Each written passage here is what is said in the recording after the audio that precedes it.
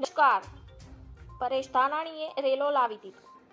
લોકસભા ચૂંટણી સમયે પરસોત્તમ રૂપાલા વિવાદ વધુ વકરી રહ્યો છે. રાજકોટ લોકસભા બેઠકના ભાજપના ઉમેદવાર પરસોત્તમ રૂપાલા ક્ષત્રિય સમાજના નિવેદન બાદ ભારે રોષ ભરાયો છે.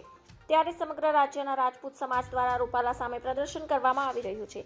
પુરુષોત્તમ રૂપાલા વિરોધ વચ્ચે પરેશ ધાનાણીનું ટ્વીટ સામે આવ્યું છે. તેમણે ટ્વીટ કરતા લખ્યું કે દેશની દીકરીઓના દામને દાગ લગાડનાર વિરુદ્ધ જાહેરની જરૂર નથી પડે.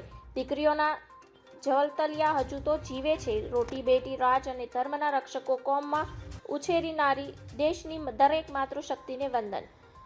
પરેશ ધાનાણી કોંગ્રેસના કદાવર નેતા છે અને તેઓ રૂપાલા અને સરકાર પર નિશાન તાકી ચૂક્યા છે અને ક્ષત્રિયોને ન્યાય આપવા સમર્થન કર્યું છે.